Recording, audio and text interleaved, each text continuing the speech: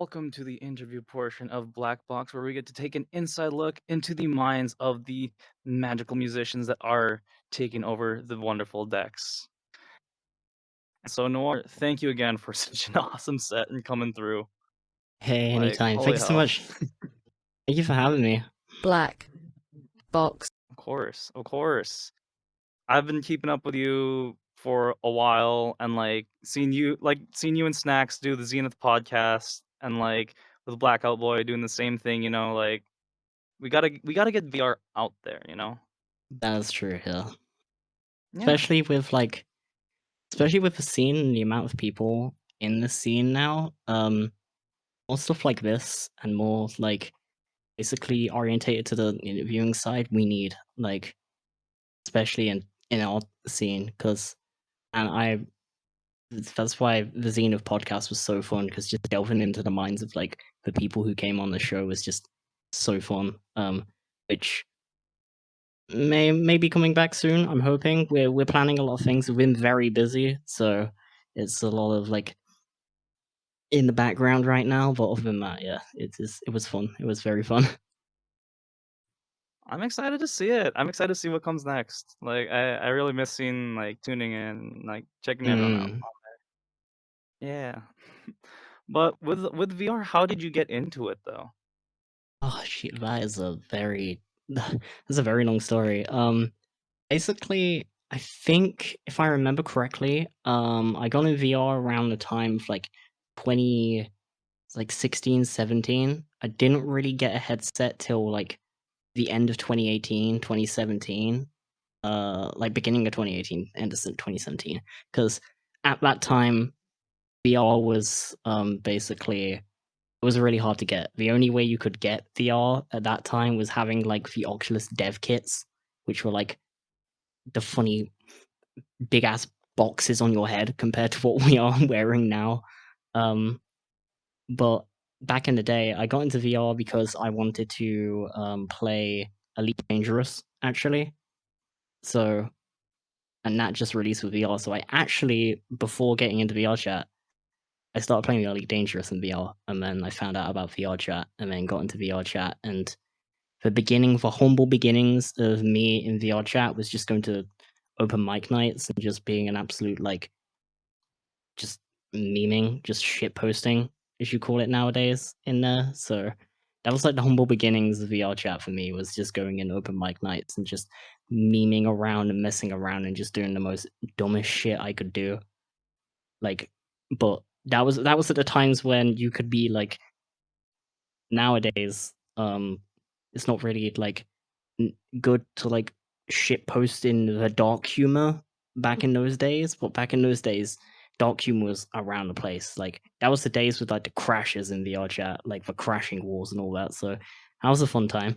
But other than that, yeah, my beginnings was just world hopping, going to open mic nights and checking over people, and that's when I started finding out about the music scene. Not how the DJing music scene, but more or less the music scene of people beatboxers and people playing guitar and all that stuff, people singing in the open mic nights. And that's what really got me into wanting to do the music side, because at that time I didn't know there was DJs in the scene. I've been DJing for nearly 10 years now, so pretty long time, honestly. But I didn't know at the time there was DJs in the VR chat space, and I only found out about the DJs when one day I accidentally stumbled upon DDVR at New Year's Eve, hosting a New Year's Eve thing, and I was like, "There's DJs in VR chat." That was basically how it went, and then from there on, stuff went forward, and yeah, here we are, basically.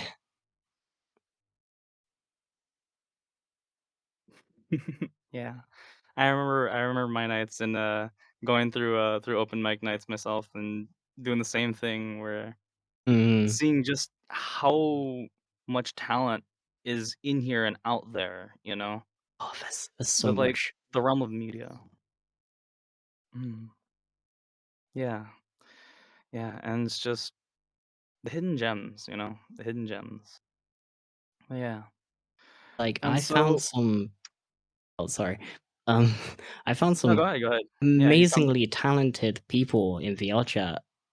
Back in the days, like beatboxers back in those days were like crazy. Like, I'm not sure if they play it anymore, but there was a beatboxer who joined, and then he's basically played VR chat for a little, was doing beatboxing, and then went to the GBB, which is like Grand Beatbox Battle, the world stage, and basically got in the semifinals. So that wait, is insane.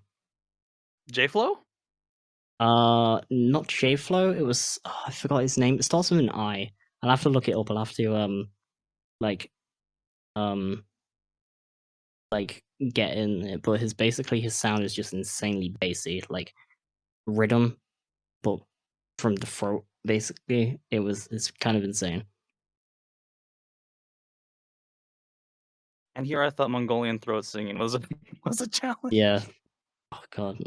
Tell me about Mongolian throat singing is insane. That stuff is like the hardest thing to do.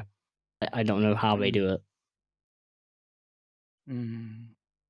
But going down the rabbit hole of music though, what brought you to DJing versus like any other form of like music compared to like guitar, piano, Well, orchestra?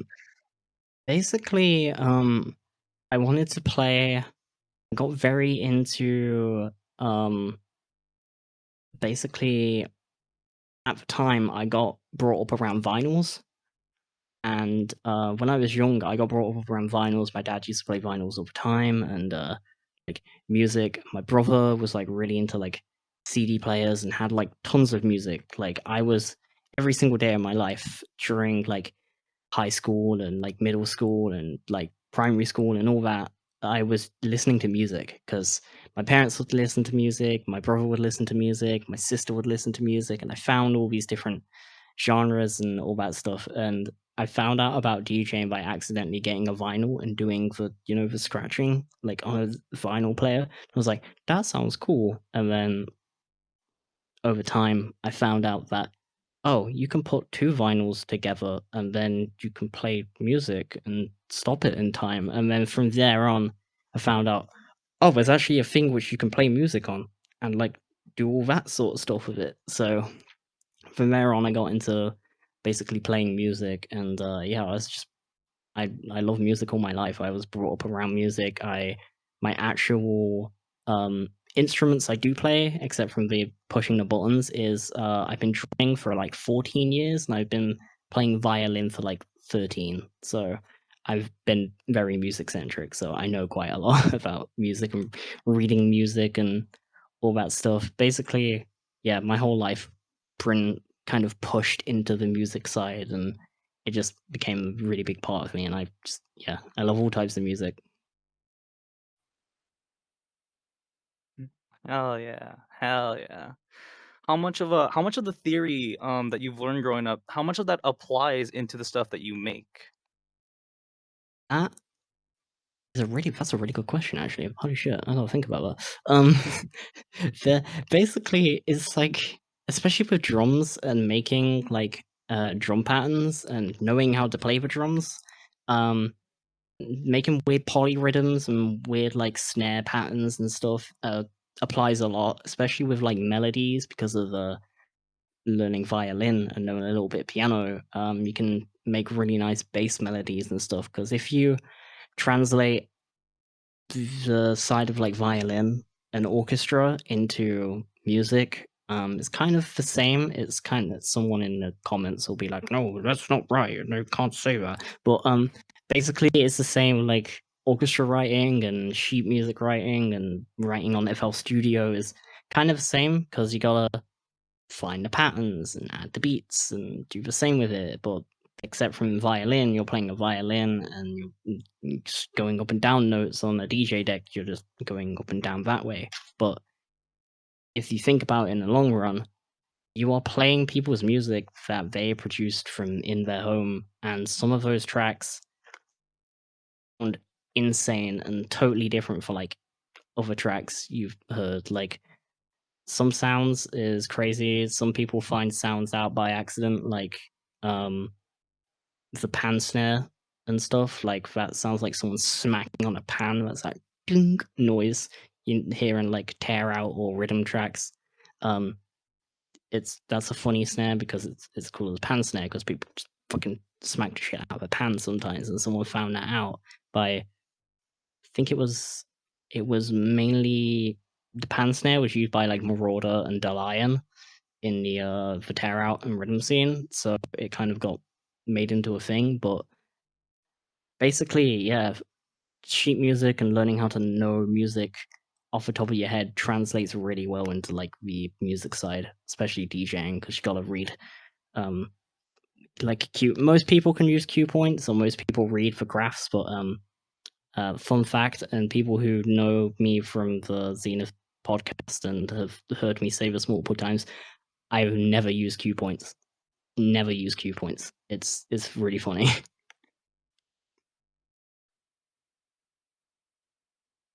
Yeah, I feel that. Like whenever you're playing a set and like you make a playlist, do you just like throw the tracks in and just like have it all kind of memorized, just like know exactly where and which point in the In music you want to just Yeah, jump into?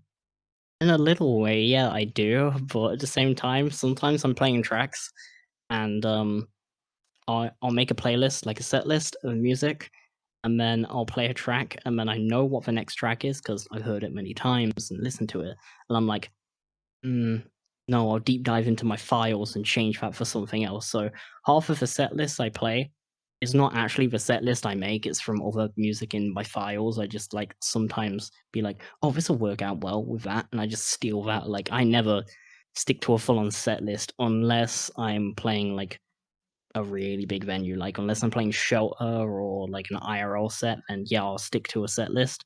But if I'm playing like Magenta or a Deep Blue or Rapid or stuff like that, I'll just deep dive into all my music and play like whatever I can find.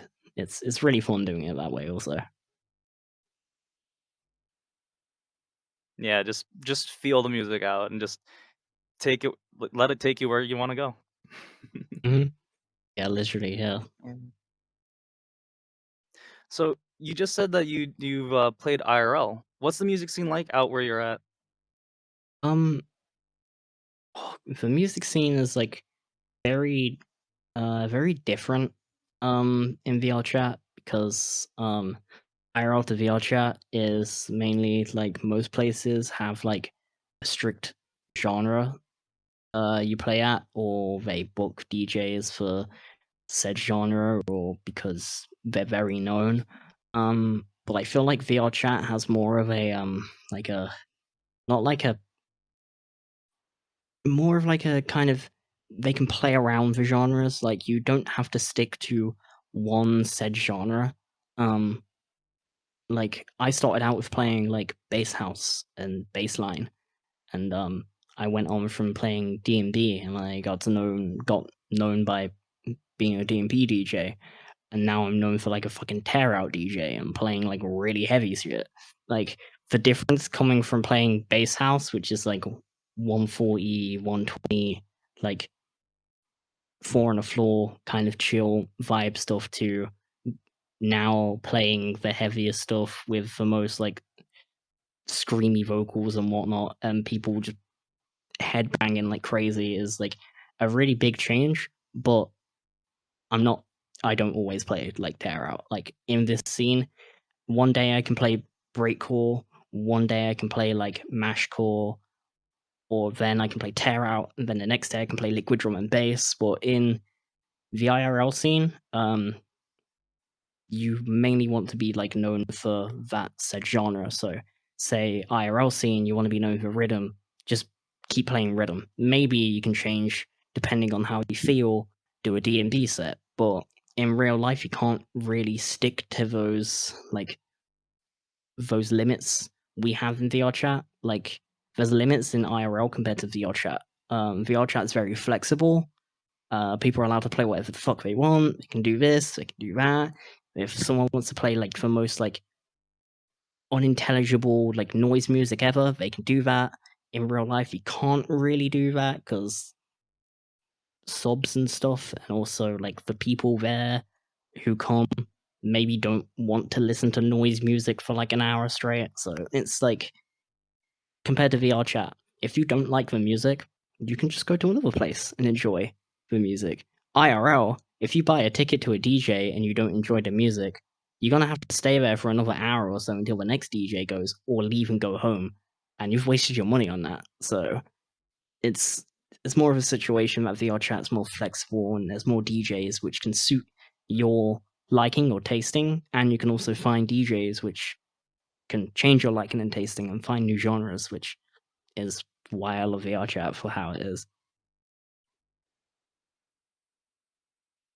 Absolutely. It is a very diverse scene, and just I love that how it's like it's so accepting of like any genre. And it's funny you mentioned noise because like my friend brought it Mm. up while I was in Japan, and like I never really heard a noise set till like till Magenta Showcase like Mm, maybe about a month and a half ago. Yeah.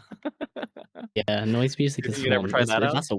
That's a very weird genre to play. Yeah, I've done like one set of noise music, like ambient breakcore, but just um basically having the breakcore, kind of tuning it up a little, and then just like slowing it and reverbing it that way, because it just kind of like filters really ambiently, and it's just like a really weird feeling. But it's like it's fun. I've only done like one or two sets, like Nebula Project sets. It's kind of like that, but more like electronically weird. That's another funny project of mine. But yeah, basically, yeah, noise music is weird but fun to listen to because it's it's just like just put the most like loudest sounds possible into my playlist and just play it out for an hour and see what happens.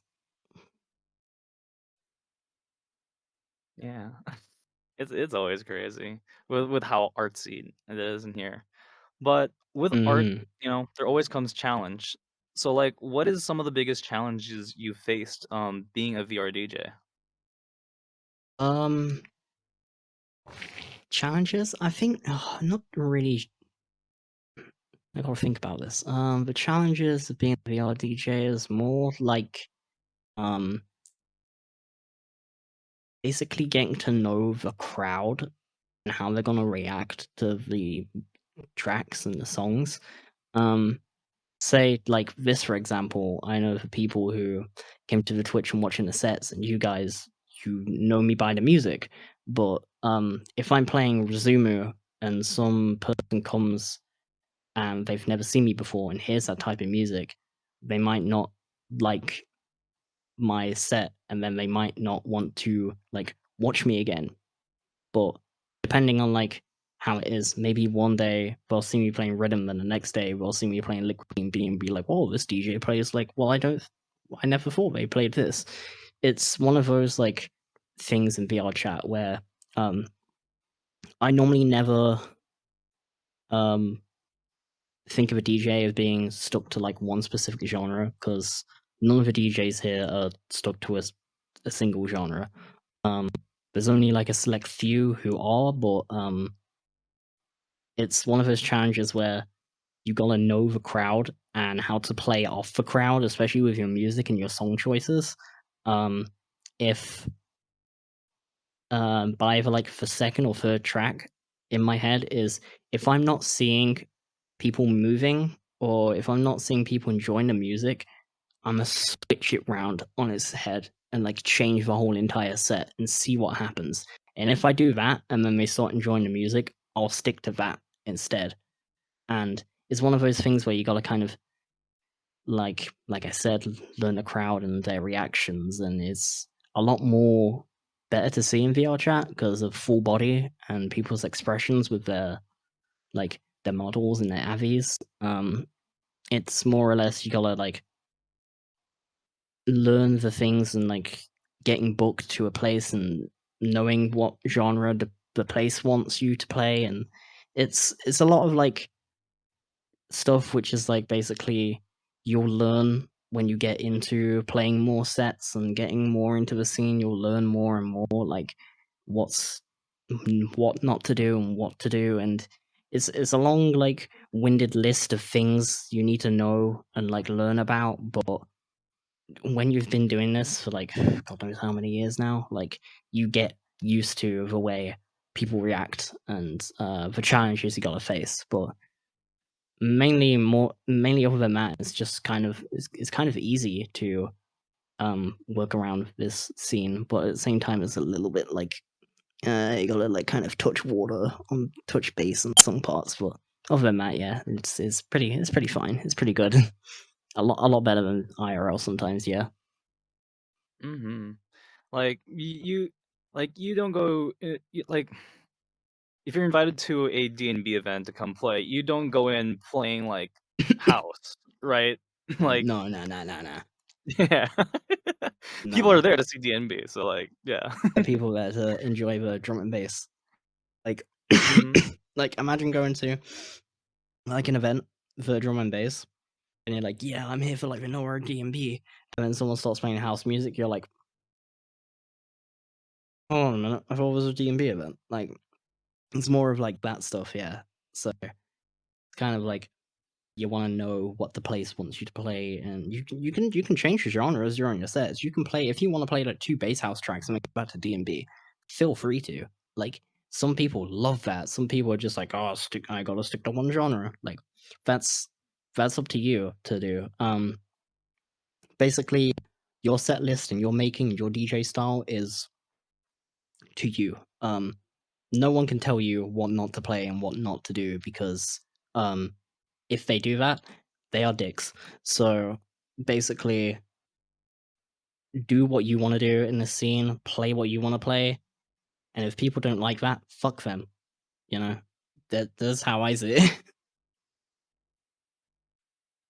No, absolutely fair, no. Yeah, cuz like and again, comes back to the whole like VR is you'll find a niche for anything in here. Like, hmm yeah, that's the best part. And If so you, with that, oh yeah. yeah, about the niche thing, that Mhm. is very true. If you like D&B, there's D&B. If you like breakcore, there's breakcore. If you like dubstep, there's dubstep. There's like literally anything here.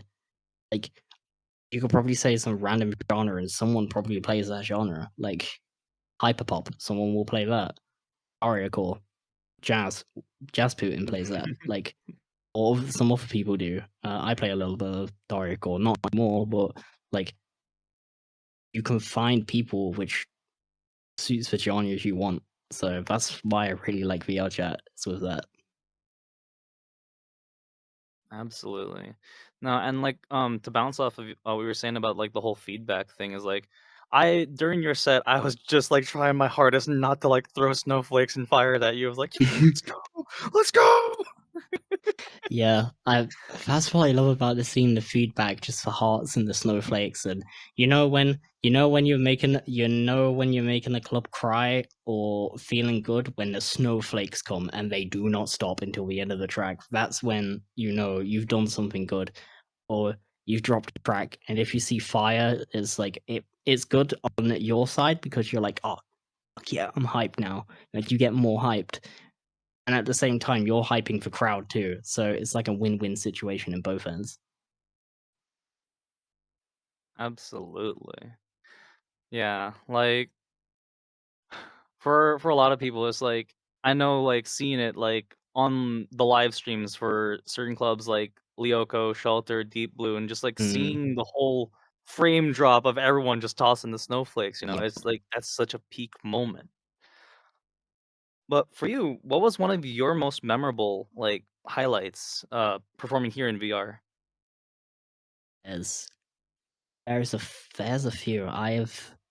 There's I have like a top 5 list of like moments in VR chat. Because I've played, and not tooting my own horn, but I have played so many sets that I can't remember half the places I've played at because it's like it's you get booked quite a lot in VR chat. Like especially well, not now. I don't get booked as much as I used to, but back in the day, back like 2020, 2021, I was booked like 20 times a week, maybe more than that. Sometimes like 15, 16 times, like 2-3 sets at night. Like that was the point of where I was like, okay, I need to calm down. But I can give you a top 5 list because there's some very memorable things. So I think number 5 is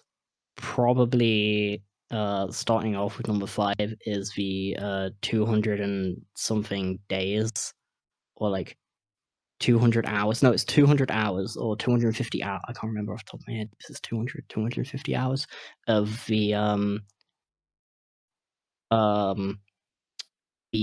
bar Hanayasame back in 2020, 2021. The 200 hours of Hanayasame, which is some people won't know, but some people will. Back in 2020, 2021, there's a bar called Hanayasame in the Japanese scene owned by Maitake-san. And they had an event happen, and the DJs played, and the event ended, and Maitake was like, "Oh, does anyone else want to play? Because there's a lot of people here." So someone got onto the stage and played, and then someone else asked to play, and it kept going, and it kept going, and it kept going, and then more people kept going, and it just kept ending. Like it just didn't end. Like a DJ would finish, another DJ would hop on. Even if it was like 3 people there, like during like 4, 5 a.m. in the morning when no one was there was someone DJing for like 3, 4 hours, like just playing music, just whatever genres it was going.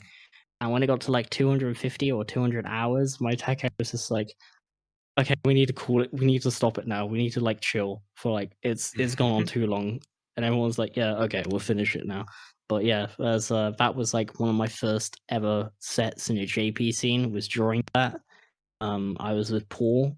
This was before Zenith, so that's a very that tells you how long ago that was.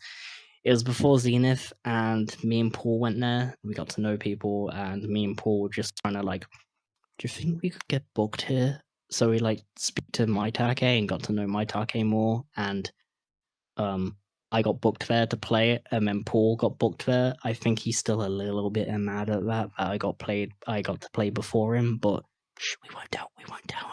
But other than that, I played, and then Paul played, and then I played again, and then that's where I got to know Matty and Nakamo and Canipan and all those guys there.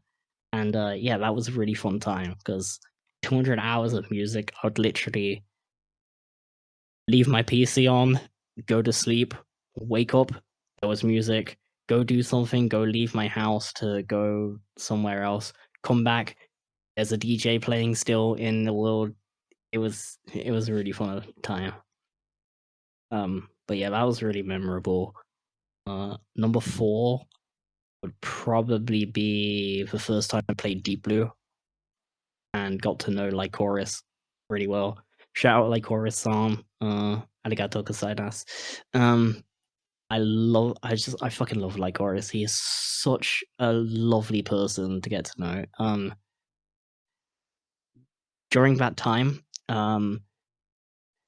he was making Deep Blue, and he was mainly booking JP DJs and all that. And I got to know Lycoris through Pinion, and me and Pinion have been best friends for a long time. And I got to know Lycoris through Pinion, and Pinion was playing at Deep Blue one time, and I watched Pinion play, and then I asked Lycoris, I really love this venue. Can I please play here? And Lycoris was like, but you don't know Japanese. But yeah, we'll try something out. We'll see how it goes.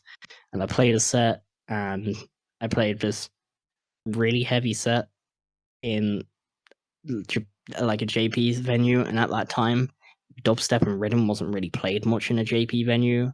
So playing at Deep Blue and doing this really heavy set, Lycoris was just like, okay, yeah, you're playing here more. And then that just kind of opened the floodgates to the NA and the EU and the overseas DJs coming in. And now every Deep Blue, there's like a 1 or 2 overseas DJs playing. And more and more of the people like Obake played there, and like some of the Ghost Club people played there, and they had like an event with a Cube, like collabs and everything with Club Piss also, and it's insane to think how far Lycoris has gone. So shout out Lycoris, you're fucking amazing. That was very memorable. Number 3 is first time I played Club Rapid. That was extremely fun. Thank you, Rami-chan, for letting me play Breakcore for an hour and a half straight as a special guest. That was really fun. Basically, Rami was like, "Can you play Rapid?" And I'm like, "Yeah, sure." And he's like, "I'm not going to announce you on the poster, but can you just play?" And I'm like, "Yeah, sure, go ahead." So I just played at the end as a headliner, like guest set, and everyone was like, "What the hell?" Like at the time, because it was like during the time of like was it Club Cave being around during the time Club Cave and all those places was around. So yeah, that was really fun. Second is also Club Cave, the Zenith and the Club Cave collab, which was like one of the first NA and JP collabs at the time, because very big NA scene bringing JP and NA DJs together. And Club Cave, owned by Killiu and Pinion, which had some crazy VJs and DJs playing. And we did the set, me and Paul played, and then Killiu and Pinion played. And yeah, that was extremely fun because that was the first time people got to know me, and first time this thing started popping up around. So that's where the red halo came from, because fun fact, I stole the halo from Killiu. It's not my luck. It's meant to be Killiu, but I stole the halo from Killiu and then made it red. So that was a fun thing. And then still think number 1 is a tie between 2 things. So number 1 is when I played Shelter back in July of 2020, I think. July of 2020, 2021. And that set was insane because that's when I started to get to know Sizzy and Nerve, and I got some really cool ideas and some really cool music, and that's when I got to know a bunch of like really big people in like the rhythm scene, and from there on, I just like cemented myself as the rhythm DJ. That set was absolutely fun. I loved it. Thank you to Two Tone for allowing me to play. Please let me play again. But it was extremely fun, and then Slash the Grief Sea debut with me and Snacks, and that set and the before we actually debuted, playing at Mend Your Mind, that set was the most heaviest thing we put together, me and Snacks, and was just like that cemented, just like, okay, yeah, this has got to be this. We got to be a duo from now on. We have to do a project together, and from there on, now we have the Grief Sea project, and we're doing some like just playing what we want to do. Like it's been really fun just putting together a Grief Sea project. So yeah, that is like there's a mix between 2. So yeah, very memorable, especially the Grief Seed stuff. Oh, I'm grabbing a wire, but yeah, those are the most memorable things I can remember off the top of my head. Hell yeah. Hell yeah. It's funny you bring up Grapeseed because that was actually on the list of questions that I Mm-hmm. that was Yes. written up here. So yeah. Oh man. So how soon are we gonna expect to see y'all do that? Ooh, how soon? Pretty soon. Pretty soon. So we did the debut set. Shout out to oh god, the name has gone off my head. I'm sorry. I will shout you out. I'll put you in the comments when I comment on the video. But we played we did a like first debut, like proper debut set, and people thought like, oh, it's pre-recorded. Nope. The debut sets, the sets with Greasy are all live back to backs with me and Snacks. and kind of hard to do because me living in the UK, snacks in America, but we found out how to, and they have been really fun. We have a few more planned, hopefully very soon. But yeah, the Groove Seed project was a thing between me and Snacks. Snacks being known for like mainly mid tempo and like funk and all that, and a little bit of rhythm and all that. And then me with the Tearout heavy side of music. Me and Snacks was like, what if we put both of those together, combine like the mid tempo, the heavy stuff, the like all that side together and make Grief Seed. And yeah, that's the project. It's really fun because Grief Seed is basically a big fuck you. We're gonna play what we want to play. Mainly like we're gonna play the heaviest things possible. Enjoy it. Like some of the Grief Seed sets we have planned are like compared to what I was playing, some of the tracks are like even heavier than that. And that's just saying something. There are some tracks where I'm just like sitting there in disbelief, like how heavy this fucking track is. Like, and we're planning on making some music too, but that's not happening yet because we gotta work out some stuff on that. But Grief Top secret. Seed is top secret, but Grief Seed is a very fun project. It's basically a project me and Snacks wanted to put together, just play music and have it where we have no holds barred on what we play. If one day we want to play ambient breakcore for an hour or just play music which is just like you can sit down and just like lay down and sleep to, and then the next minute is just tear out during the track during the like the thing, we'll do that. We won't like give to the genre restrictions. That's what Groove Seed is about. It's basically a project basically saying fuck you to the genre restrictions in VR chat. We will play the heaviest stuff. We will play the chillest stuff. We will play the most unique stuff. And the combined stuff of Snacks being the mid-tempo god and me just being an all-out fucking crazy person and playing like funny rhythm and funny, very heavy tracks. Mash it together with me and Snacks. You've got the Grief Seed, and yeah, we've been planning it for a long time because him being my my co-host also with Zenith, the Zenith Podcast.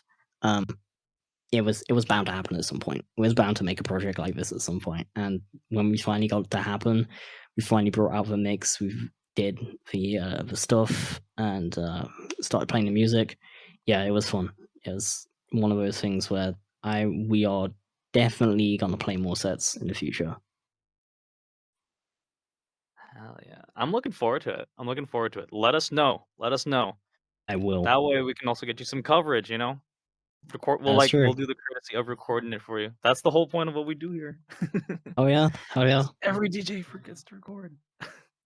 Yeah, tell me about it. God, the amount of times I've done a set and I'm like, yeah, that set was really cool, and then I look and I'm like, fuck, I forgot to open Audacity. Like, oh fuck, I forgot to hit the record button on my DJ decks. Well, I guess next time. And then the next time, I even put a post-it note on my fucking decks, and I still forget to hit record every time. Like, it's just the things of being a DJ. You always forget to hit record. Yeah. You can't not be a VR chat DJ without hitting record like once or twice. Absolutely. And like being able to archive your sets like that too, like I wouldn't have like gotten into Mixcloud if it wasn't for for VRC. Yeah. Oh yes, yeah. I need to remember to get SoundCloud Go or SoundCloud Plus. I forgot what the fuck it's called. Some the thingy with SoundCloud where you can basically upload how much you want and just upload some really hidden old sets and stuff I've done for a long time, because I have sets sitting on my old computer, the hard drive from back in like 2020, like Club Cave and like Deep Blue and these really hidden sets I've never released because I'm just like, I don't want to. But now I'm just like, maybe I should release these sets because it's like the timeline of the time where I was still a little bit rusty and used to playing sets in VR chat, but at the same time I was just like, it's like there's a weird timeline you can tell with my sets where I had that moment where I started getting used to what I'm playing, and then I was like, "Fuck, no, I'm gonna change." Oh, here you go. Like, I'm gonna change what I want to play. It's kind of like that. It's like a waveform of like how I like my sets because people know that I'm not fully 100% still in this scene. I am, but I'm not because back in 2021 going into 2022, I basically took like a year off from the scene. I took a big break. I just wanted to get myself better. Kind of like, it was more of like I wanted to have a mental break because playing day in, day out, the same music, the same tracks, like 12 hours a day, doing music and doing events just got to me. And I was like, I need a big break. And I took a big break. The only thing I did was like Magenta, hosting Magenta, Wednesday Night Magenta, shout out Sarah. Hosting Wednesday Night Magenta, and I just took a break from DJing. And then near the end of 2022, I played a few sets, and then I was just like, I'm gonna get back and play more tracks, like more music in 2023, and that's my plan to just play more sets, join back into the scene of 2023, more Groove Seed, more Nebula Project stuff, more Ryoko stuff. That's another alias of mine, like 15 fucking aliases I have now. But more of the Ryoko music, the noir music, and all that combined. And yeah, I just want to play more sets and more venues. And like, I think I played probably like compared to 2021, like over 100 plus sets. And then 2022, I probably played like 15. So very drastic difference in the sets. Yeah, creator burnout is a hell of a thing, and it's just the roughest. What advice would It- you give for those like who are facing it, or like especially those who want to like get into the scene but like are scared of like all like the late game DJ stuff Mhm. that we deal Yes, with, yeah. you know? Honestly, the best thing is to do it at your own progression. Do it at your own your own learning curve. Don't just dive head first and try and get booked at the biggest places, the biggest venues. Do like little sets, post little snippets of sets online, record to yourself. Try and get booked to like say Resumu or DDVR or like other places like that. You don't have to like shoot for Shelter or like Deep Blue or like these really big venues like straight off the bat. Honestly, the best thing to do is when you start feeling that burnout, if you're playing sets at places like day in, day out, day in, day out, same set over and over and over and over and over, like day in, day in, day in, next day another set, next day another set. That's when even to myself, I was like, okay, I need to take a break for like a week or two and see how I feel. If I after 2 weeks want to play a set again, I'll try and get booked and play a set again. But with me, I got a really, really big burnout due to other things and stuff which I won't fully go into 100%. But I got very big burnout, and I just like, right, I need to take a really big break from the scene. I need to quit, and I just basically said on Twitter, sorry, but I'm not going to be playing for 2022. I'll play from the rare set, but I'm quitting the scene. And people were like, whoa, okay, that's a drastic change. And I did it.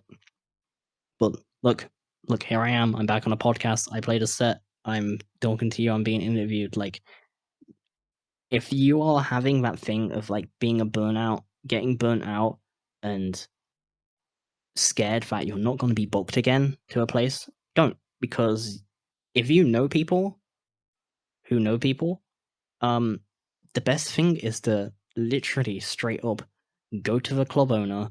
I'm not saying like harass them or just thingy.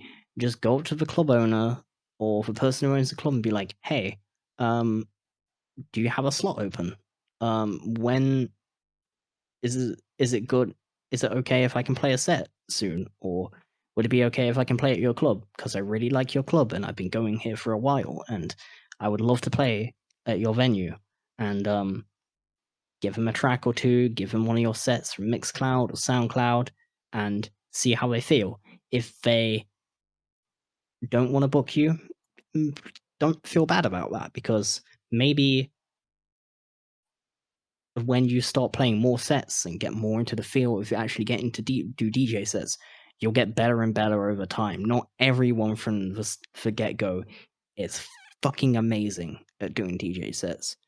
Everyone has their own time to get better at what they do and get used to their craft. Like, you can't from day one play like rhythm and then go straight into drum and bass, because they're two drastically different genres.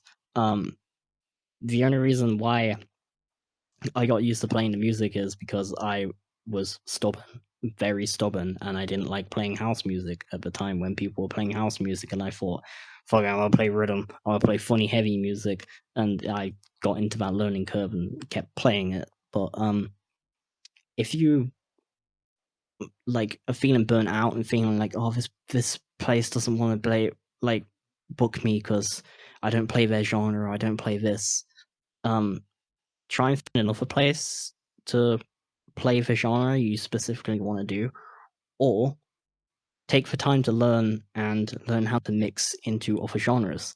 The best thing I can say to a new DJ is, like, and I'm gonna say this slightly, don't restrict yourself to a single genre or two genres. Try multiple genres. Try playing Doricore, try playing drum and bass, try playing rhythm, try playing bass house, bass line, try playing like heavy stuff, try playing like hardcore or J-core or even hip hop. Like, just try playing genres which you never would have think you'll be booked to play, because you'll never know. Someone will hear you playing that genre and book you for that genre you never thought you'd like get booked for. That's honestly like one of the best things I can say is just play what you want to play. Just keep playing different genres and keep playing different stuff, because over time, you'll get used to playing even more genres. And yeah, that's the way I would say with burnout, is take it at your own pace. Don't go heads first, flaming like width of glory, because if you go in head first, if you go the speed of sound, the speed of light into like the thing, it's not going to work out well. Just take your time, take it slow, and like slowly put yourself into the scene, because that's the best way to do it. Approaching the scene with your own pace and your own will is the best outcome in any standard. Absolutely. Absolutely. Just walk before you fly, you know? Just get used to it. Yeah, literally, yeah. Mm. That's why, like, we hold open decks, like, as often as we can. As often as we can. Mhm. So that way, like, yeah. And that is also a great way to do it too, you know, just play for the homies, play with the homies, you know? Yes. Host your own little events. Just host pop-ups. That's the best thing to do. Just host pop-ups and book whoever the fuck comes. Like, that's honestly one of the best things I love doing. Just go, I'm gonna host a pop-up today and book whoever comes. That is really what helps DJs out too, because you'll get to learn like what other DJs play and how they feel with sets. So pop-up sets, events are honestly one of the best things to happen. So more pop-ups, please. Mm-hmm. Absolutely. Absolutely. It's funny because like that's how 4 a.m. Deadline Radio originated as a name, is just like, fuck it, just gonna play till 4 a.m. Because Mm-hmm. yeah, yeah, and so that's how we do it here in the open decks of 4 is yeah, open, like, y'all want to sign up, come play, you're always welcome to any genre, any style. That's honestly the best way how to do it. Mm-hmm. And so, since you were just talking about progress, though, Mm. on your in a lot of your social media and bios, it's you tend to use the phrase "progress is null." What does that mean, and like, how do Okay, you come about that? so that is a little thing that basically the whole the thing with my character is basically like my character Noir is what people know me by. Noir, real name Neb. Everyone knows me as Neb or Nebula, and whatever tickles your fancy. Noir was like a character I came up with, and the whole thing is basically progress is null. Is basically like um kind of saying, you know, at the stage I'm at, and at the stage like I'm seeing people trying to progress, they're not really doing it properly. The best way to progress is to go out of your comfort zone. And half of my sets, most of the sets I do, is me applying the thing of I'm not gonna stick to a genre restriction. Um, that's what the null means. I'm not sticking to like a single genre, or I'm not sticking to the norm, as people call it. I'm kind of changing the way I do stuff. If that makes sense, the way I'm like doing my sets and the way I'm making my music and my DJ sets is not. I'm not like conflicted to the social norm, as you would say, if you would call it that. So yeah, basically like that. I'm trying to sort out my head. I'm trying to sort out my headset right now. It kind of hates me. No worries. Listen, from a personal side, I always say, like, if you aren't having technical difficulties while streaming, are you even streaming at all? That's So true. Yeah, you have a point. Hold on. Would it be okay if I come back in desktop? It would look really funny and scuffed, but if you give me that's 1 minute. perfectly fine. Okay. Give me one. I'm sorry, chat. I'm broken. Hold on. Welcome to the things of owning a VR headset. Basically, you will have issues. You will always have issues if you own a VR headset. I'm not gonna lie about that. VR headsets suck. Oh They yeah, don't. and like they VR don't heads. come cheap either. Oh, they don't. They do not come true. Actually, VR headsets don't suck. They're kind of cool, but they suck when you're trying to do stuff like this. And thank you. Okay, people who know me from the from like the Zenith podcast know how much I absolutely hate um the Quest 2, because that thing is just ugh, annoying. Yeah, no, like, don't worry. Like, for on my end, as of late, like, virtual desktop has been acting super wonky, and I've been worried, like, this entire interview of like, oh no, don't disconnect, don't disconnect. So Oh like, yeah, yeah. yep. So worst comes to worst, Vamp, is this going to be a difficult part to edit or no? Okay, cool. Yeah. Don't worry. I will be. I'm on my way. I'm sorry, chat. It's the speed run. It's the speed run. It's literally Just I'm something speed run speedrunning legendary. this legendary Halo lasso run, but VR chat. Yes. Yeah, it's funny because like Snacks and I were talking about the same thing or last recording session of just like once you get to a certain point, you know the maps in VR and just like know how to navigate them and just like just jumping through Oh all the yeah, hoops. yeah. So yeah. Just dealing with the pain of like 1 minute something works and then the next it's just like it doesn't. You're like, why? Why is this? What is wrong? Why is it doing this? There you are. There I am.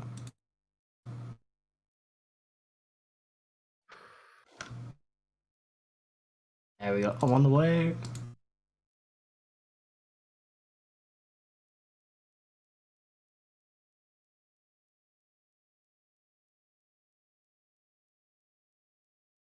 So yeah, VR chat is a fun thing. Well, not VR chat, but VR is a fun thing that, especially Quest 2.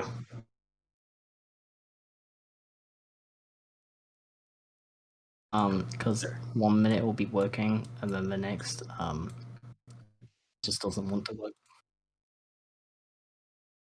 Okay, I'm here. Well, Hey, welcome hello. back. Nothing ever happened.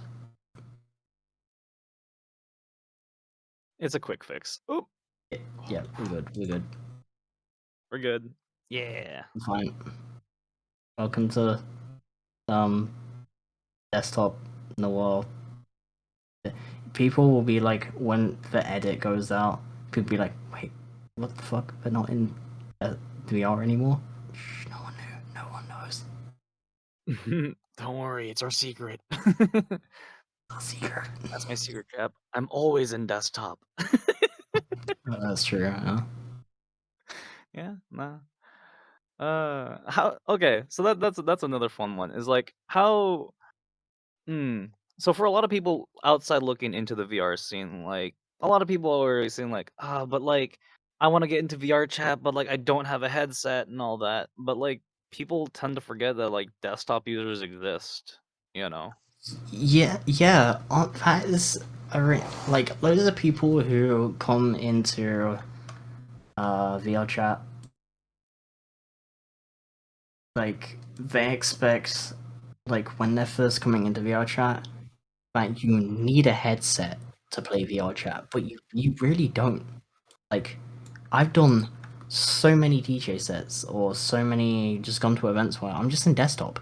Like, half the time when I'm just on this game to just come hang out and come chill, I'm normally just on desktop because it's just kind of the easier thing to do. I just click, I'm on desktop, I just run around on desktop, I can just chill and do other stuff. But then other times I'm like, I want to be in VR today. But yeah, you don't need a headset to play VR chat. I know it's called VR chat because, virtual reality. It's in the name.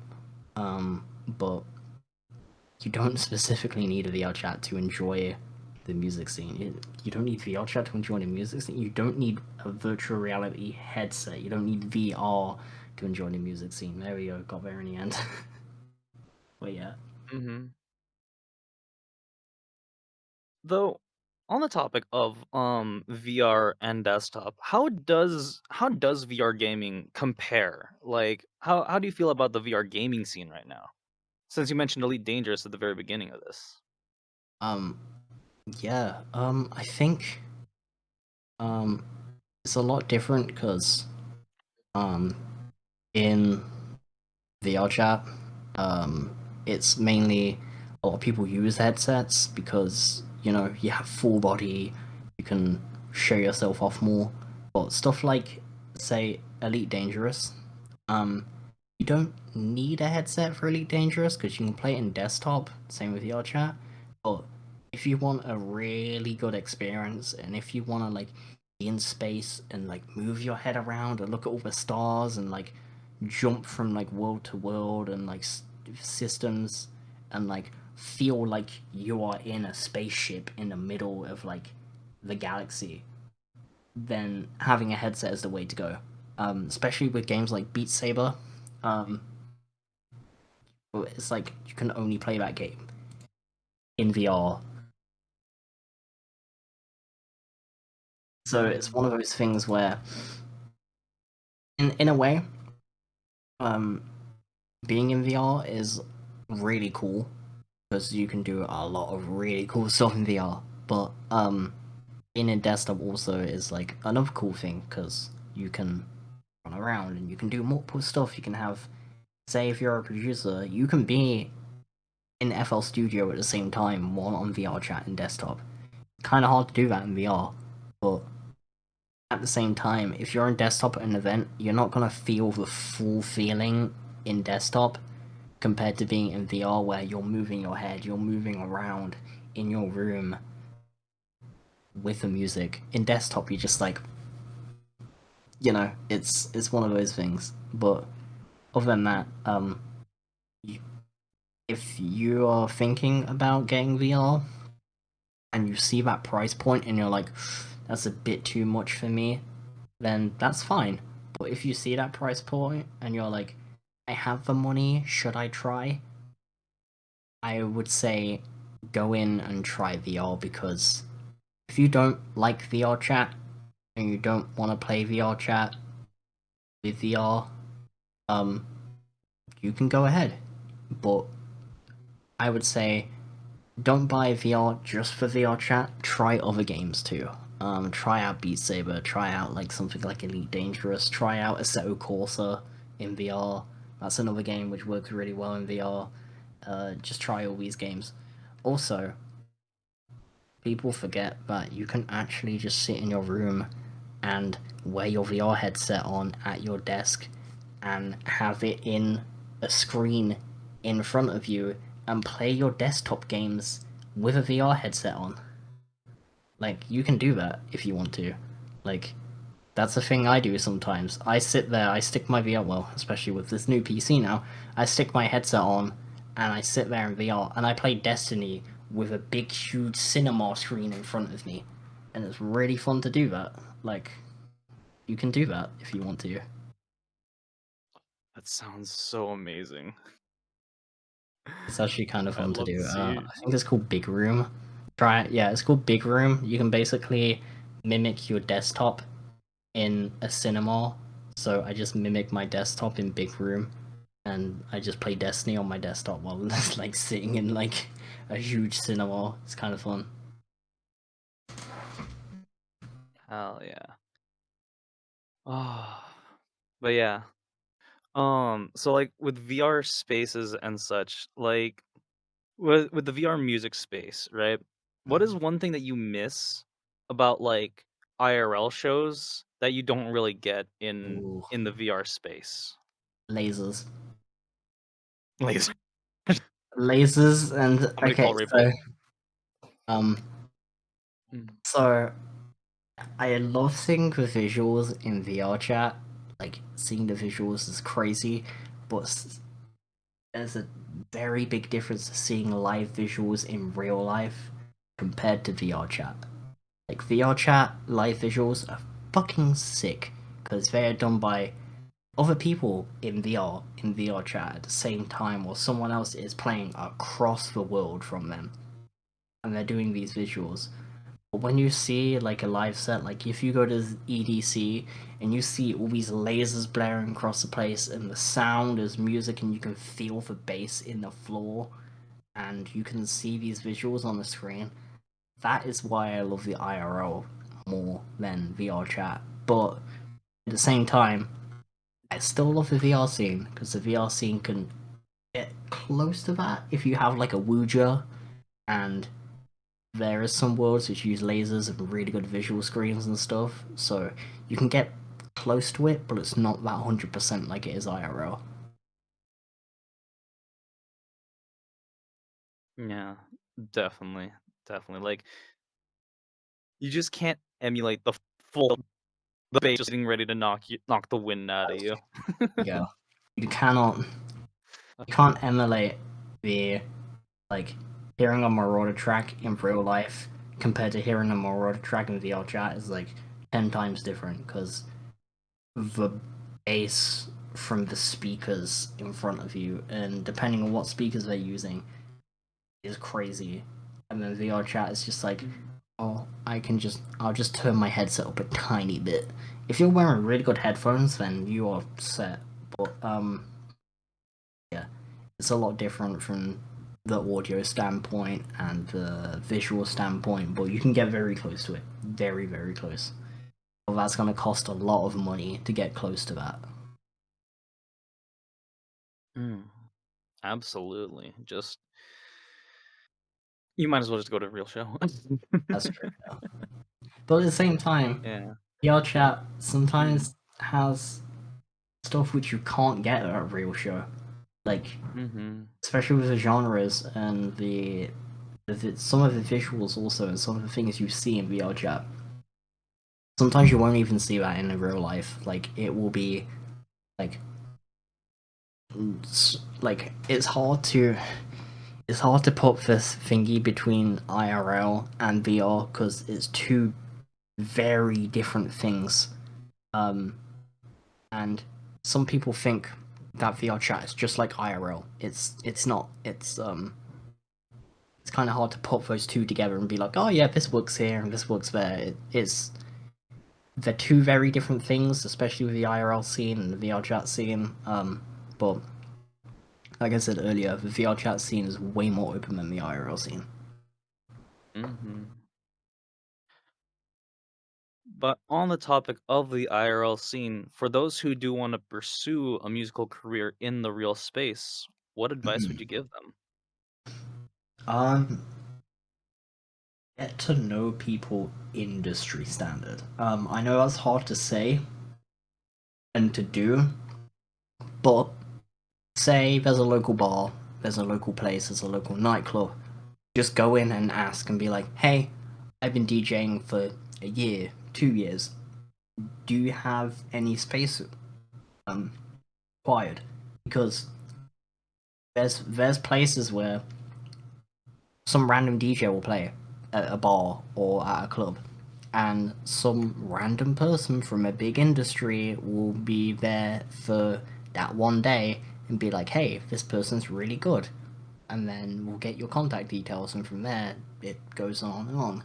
But basically, know the people in your area, know how to get into the IRL scene in your area, and just try applying places. Just try apply it.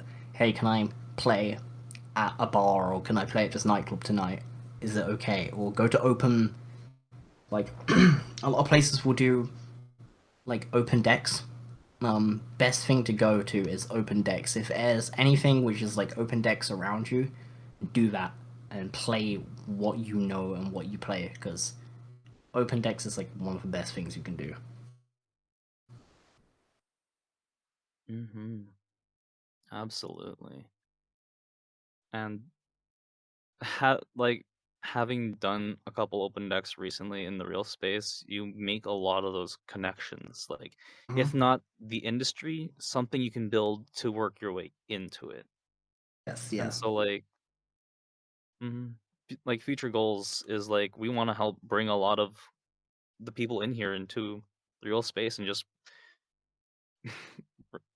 essentially, like, we had ShelterCon recently, like last month, and Mhm. like who knows, we could have MagentaCon someday, Yes. Someday, hopefully. If I can get to Yo, that'd if I can get to Japan, maybe. hell yeah. Yeah, like let's make it happen. Like let's bring the homies out, just bring the homies out, come play in real space. And so yeah. One of the best thing to do also is if you know people from VR chat, and if you can all meet up and just do basically a huge like Airbnb DJ night and just go back to back to back to back to back to back to back to back. That also really helps because um you're playing with the fucking homies. You're like chilling. You're enjoying the music. It's like even playing in an IRL space in that way helps out a lot because you're playing IRL. You're not playing to like people in an online space. Like you're playing to other people around you. And if you fuck up in real life, they can see you fuck up. You can't really mask it, but you shouldn't feel bad about that because everyone fucks up. I fuck up. Like it's one of those things. Like even DJs who have played for like 15, 17 years, like 20 years, they fuck up. Like you can't not fuck up. So don't feel bad if you do, but that's a whole different thing. But basically, yeah, play with the homies if you can. If you can go out and meet the homies and do a DJ set with the homies, do that. Absolutely. Yeah, like, the one thing people don't realize in VR is that some of us actually live really close to each other. Like, Mm-hmm. you're my neighbor. What? How have we not met up yet? You know? Those are the best moments.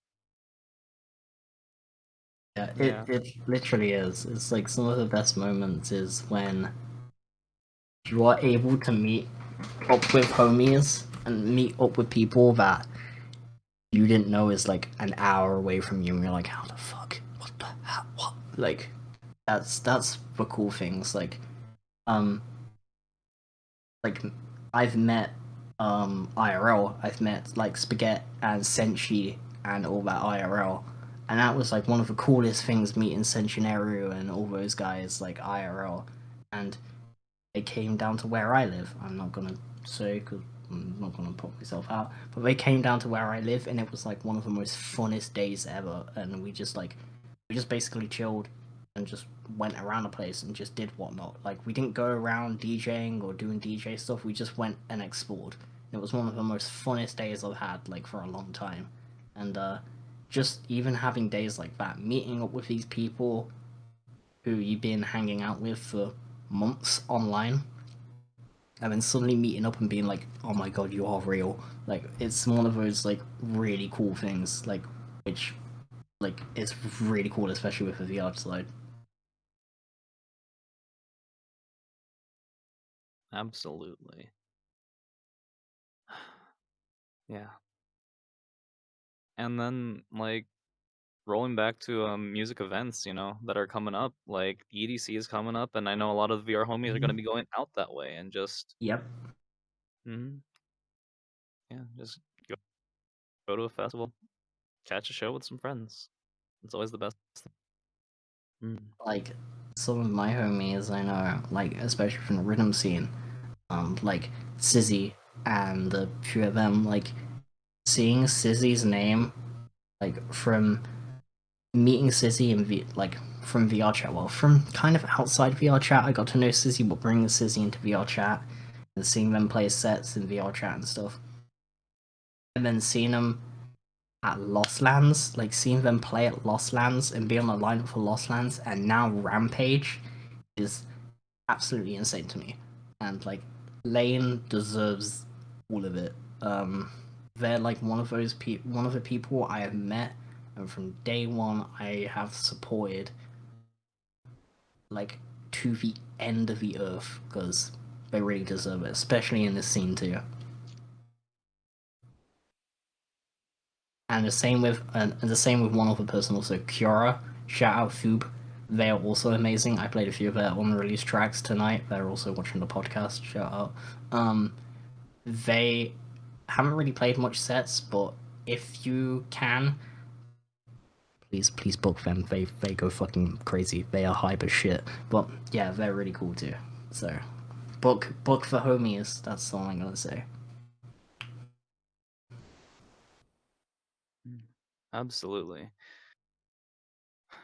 Yeah. And like that's really cool though, getting to see the homies play at massive like festivals and stuff like that. That's always crazy to like think about. It's like Mm. just seeing how everyone can grow. And so for you, like what would be your goal? Like where would you first off is like where would you want to play and then what festival would you want to play? Ooh, where would I want to play? Mm. Probably Rampage, because back a long time ago, this is a really funny story. Back in, I think it was 2018, 2017, Billane played at Rampage. That was the first time I got to see a Billane thing. And then in 2020, 2021, I got to know Billane really well, and I was like, wait, are you Billane? And he's like, yes, and I'm like, oh, okay. That was like one of the first times I was like, oh, doing here. And then also then getting to know Moz and a bunch of those people was like, okay, VR chat is a really different place. Like, I would never have got to know these people if I didn't start playing VR chat. Like, but I would love to play like Rampage at some point, and like either Lost Lands or just like some place where it's like a real like EDC. I can say like I want to play EDC. I would love to play EDC, but at the stage I'm at, probably never. But something like Rampage or like even like one of these little like things like I know that like Brownies and Lemonade or I think it's Space Yacht do stuff like that. So like playing at Space Yacht or like one of these other like online online IRO type events would be really cool.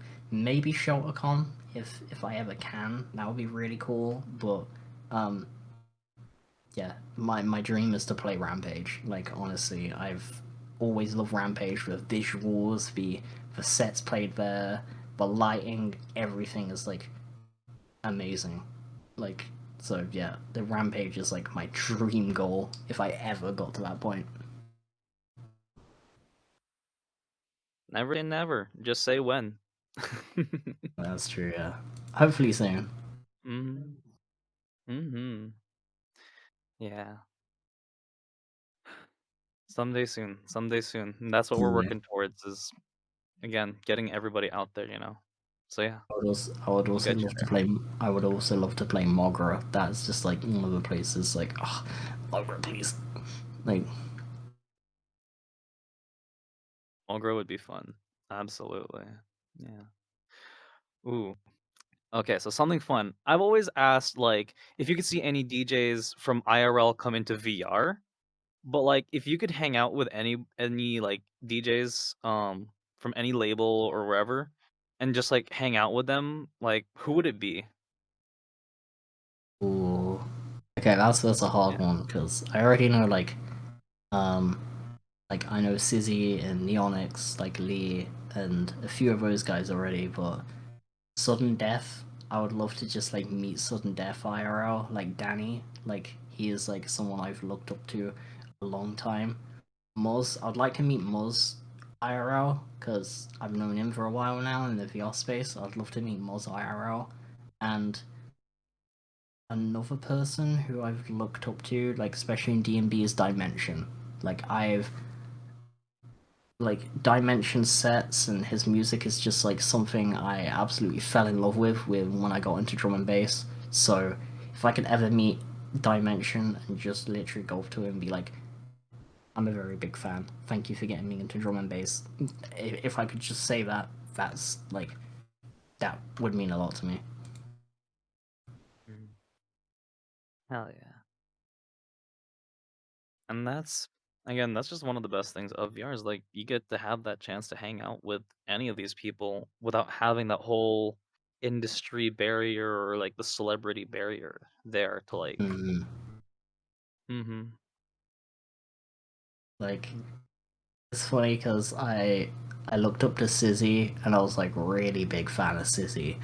And then I got to know Sizzy and I was just like, haha, yeah, I'm a really big fan. I like your music. And they're like, oh, that's cool. And then we just got to know him now. He's like a really good, like very really good friend of mine. Like Lane is like one of my best friends now, and if it wasn't for Lane and their music, probably wouldn't be playing Rhythm. Like honestly, like if it wasn't for Sudden Death and Yax and Neonix and Sizzy and Van Fleet, Nerve, like all those guys from the rhythm side of the like scene, I probably wouldn't be playing rhythm still, because those guys basically like push me, being like, keep playing, like especially like Lane and Nerve, those two have been like helping me out a lot. Kiora has been like wanting me to like play more sets, do more music, do this, do that, and also Snacks. So if it wasn't for those guys and that group of people like pushing me to be like, play this music, you need to keep playing this music, I wouldn't be where I am right now, honestly.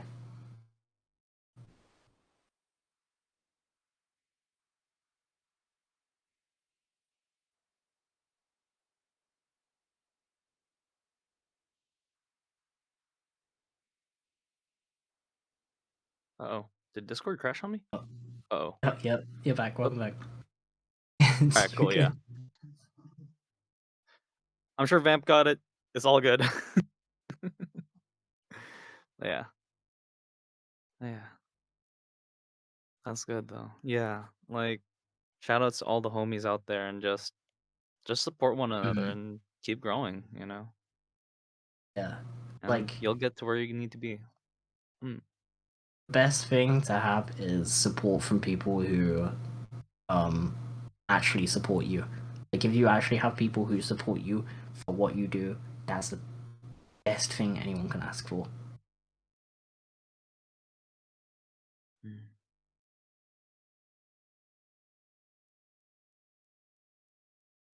That's perfect. Absolutely perfect. Yeah. With that, I think that's a good note to end on. Like, I'm out of questions, honestly. I know that thing. I've had the point with the Zenith podcast, so I get to a point where I'm just like, I don't know what to ask. What did you eat today? Like, Yeah. it gets to that point. Like, But yeah. I guess oh, hold on. Um, so one would be Cura, because Cura is insanely talented. Cura and Veletix. I would love to have Veletix on. Like Veletix or Moz, any of those people would like be like an amazing guest to have on.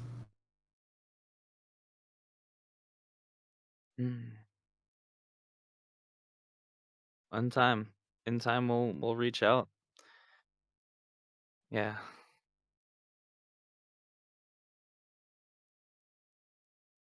And so yeah.